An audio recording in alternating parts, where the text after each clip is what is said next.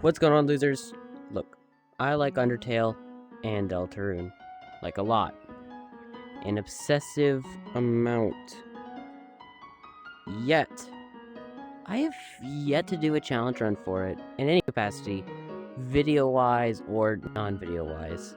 So, I decided to do one, and while I was scrolling through YouTube, I found a bunch of them. Like, an absurd amount of Don't Move the Soul challenge runs. Like, look at all these little goobers. So, I decided to do one of my own. Why? Because I'm unoriginal. However, one thing I noticed is that not many of them do fan games. Wonder why? So, I have ultimately decided to do a fan game of my own. I understand one-fight fan games are not gonna work. If you can't beat base Sans with these rules, ain't no way you're beating Ultra Mega Phase 15 Sans, basically. However, there are a different category of fan games, or what I like to call full game fan games. This includes fan games like Undertale, TS Underswap, and Delta Traveler. So which one are we playing without the use of the soul? None of these, you loser. What you think I was gonna tell you? Today, we're playing PS Outertale, which is a new fan game set on an old AU, remade for newer audiences. This is part uno, of the series, where we'll be covering just the ruins today. This will basically be more of a tutorial and guideline on the rules of the challenge. See how difficult things are early on, basically. So, here are those so-called rules. Rule 1, don't move the soul. Obviously. Now, this does not count for two reasons. There are two things where I am allowed to move the soul. These are exceptions. Number 1, no bullets are on the attack page. If I click the left or right button accidentally, and there was like no bullets on the screen, then I don't have to restart. Because, I mean, it doesn't defeat the challenge because there's no way that I would have gotten hit. So, in the second rule, this one's a little bit on the edge. In dating segments, I'm allowed to move the soul. Specifically because the dating segments, if I lose the challenge because I have to find spaghetti in Papyrus's hat, it just doesn't seem, useful, I guess. It doesn't make sense to me. All I'm saying is that those two are the exceptions when I can move the soul, but those are rare exceptions, and this challenge is still going to be a challenge. So without further ado, let us begin.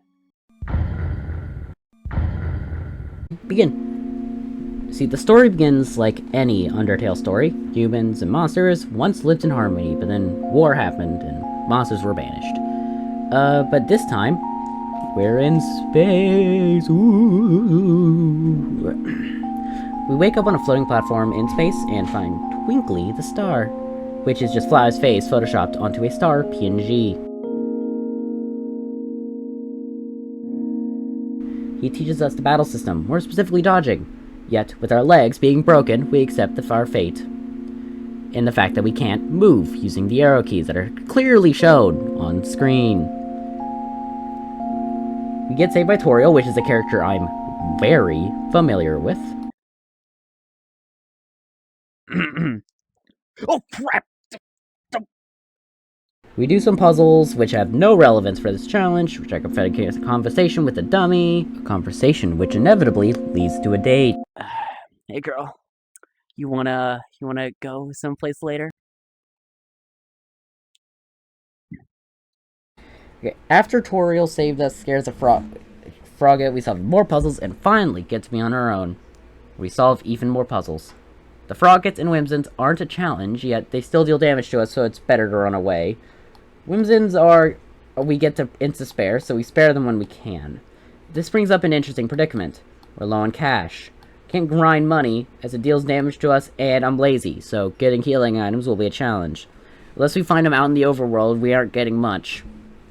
When we fight an Absolute, he deals literally no damage to us.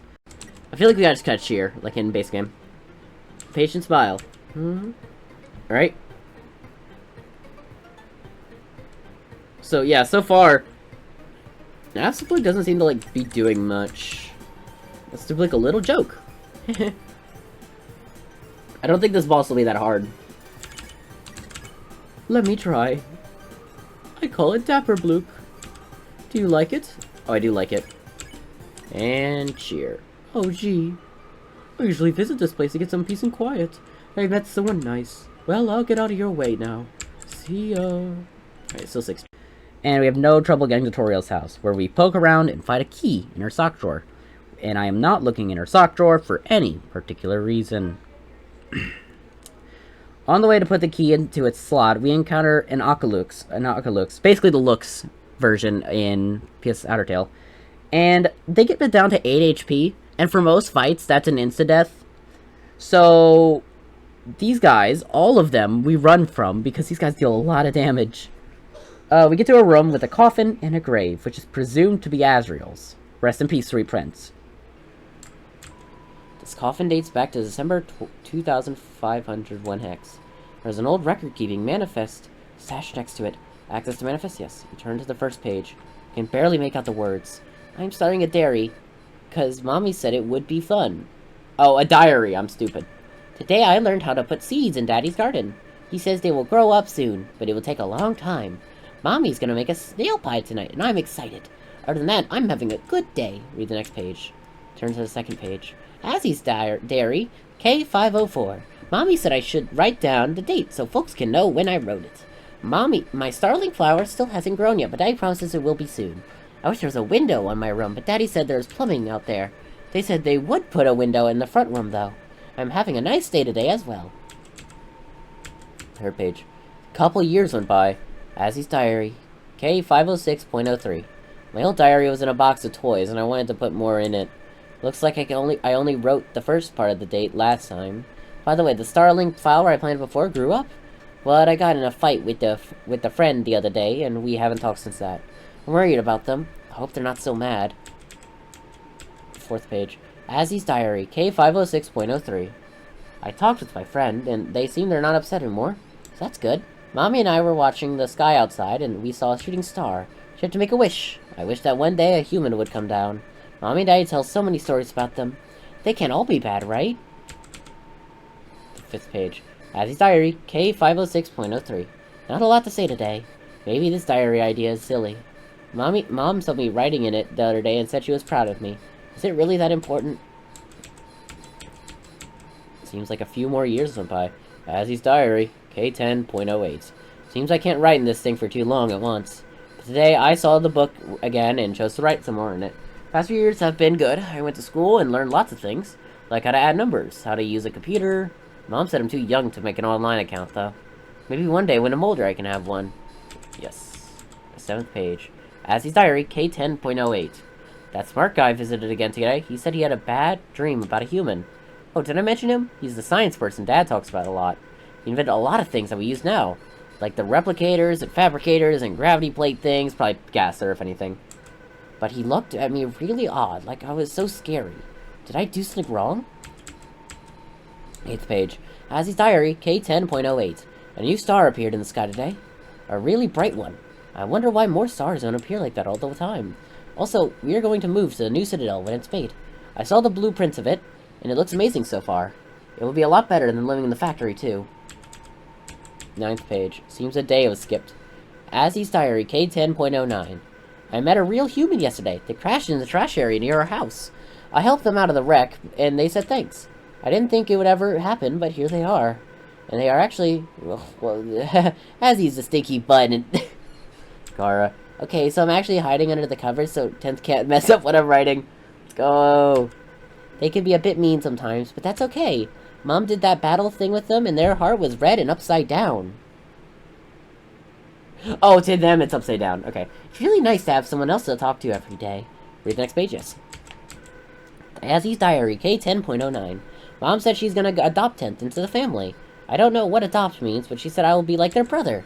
That's good, because then I can spend more time with them. Me and 10th are gonna do everything together. Also, they said sorry for what happened in the last diary page. I didn't tell them yet, but I forgive them. The next page. Asriel's diary, K15.09. 10 said it's time for the plan. I was scared, but they said I could do it. After this entry, I'll wait for them to eat the poisoned pie we made, and then we can save everyone together. If something goes wrong, and you're reading this later, I want you to know that you're the best, 10th. Sounds like someone is crying. Read the next page. No further pages to be read. Just best leave this be. But after reading his diary, we head back to Toriel's place. Take a rest, go to Napstabluke's show, and then we're ready to leave. Toriel doesn't let us, so we gotta talk our way out of it. Sadly, this fight isn't interesting either, since turn 3 we despair because we get 10th to help us. Oh! I like the music. Oh, that's nice. Alright, here we go. Talk. Yes, sir, to let you through. No effect. Alright. She might also not just try not to kill us. Because, you know, she does that in base game. So Toriel might not be a hard fight, but still. Oof. That's guaranteed hit.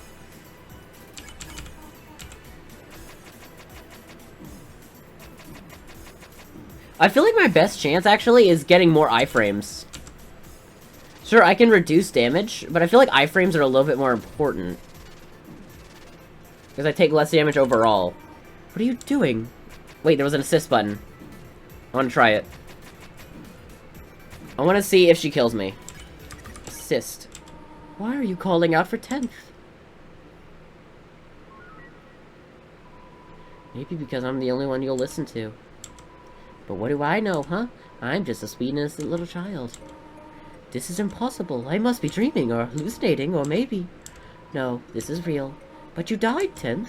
You cannot possibly be speaking to me. Pretend it's a dream, then. Pepperoni, precisely. If that works for you. What do you want? Toriel, you know how I feel about humanity, don't you? Right. Wrong. Not about this human. Ever since they got here, I've been following them. And now they're asking me to reach out to you. What do you think that means? It means you have to let them go. Do you not understand what it is at stake? If I let them go, they will surely die. Come on. It's not really why you're doing this, is it? With that attitude, perhaps you really are 10th. You always did question my authority. I think I have every right to. You wish to keep them here because you are afraid of what lies beyond the Outlands. But things aren't the same as they were 100 years ago. You're only ignorant about it because you're too afraid to go see for yourself. But if I let them go, I won't be able to be there for them. Hey, I know the feeling. But keep them there. Keeping them here would be dooming them to death anyways. What's a life if it doesn't get to do anything worth living for? 10th, You gave them a spare cell phone, remember? Keep the line open, and maybe they'll give you a call. And what about you? Look, I'll be alright. All I ask is that you don't forget about them after they're gone. Goodbye, Toriel. Goodbye, 10th. Come here. Aw. Let's go! First boss fight done! I am sorry for what I have put you through, little one. I should have known that I could not keep you here forever. Still, if you ever need someone to talk to, feel free to call me at any time. As long as my phone can reach you, I will be there to pick up. Thank you, Toriel. Be good, alright? We talked to Twinkly. He's about some nonsense about, like, oh, you spared everyone, but, like, what are you gonna do if you meet a relentless killer? I don't care. Honestly, I feel like she couldn't kill me even if she wanted to, so I feel like that's a plus. Oh, hey. Clever, very clever. You think you're really smart, don't ya?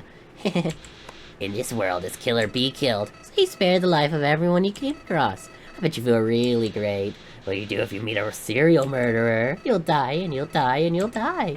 Eventually, you'll tire of trying. But then, huh? Will you kill out of frustration? Or will you simply give up? This is gonna be so much fun. I'll be watching. Yeah, I've been seeing you. Where does he think he is? You've been nothing but kind to everyone we've met. That talking star really needs to get a life. Thanks, 10th. And we're off into Snowden, or whatever the Snowden equivalent is. Starting. Well, that'll be for a later video, though. I understand this video is decently short. However, I've yet to finish starting, and I'd rather not delay the video if I'm being honest. However, if you did happen to enjoy this video, I'm streaming all my attempts live, so you can watch the full playthrough there, if you so choose. That's all out of me. I'll be seeing you all later. Ciao.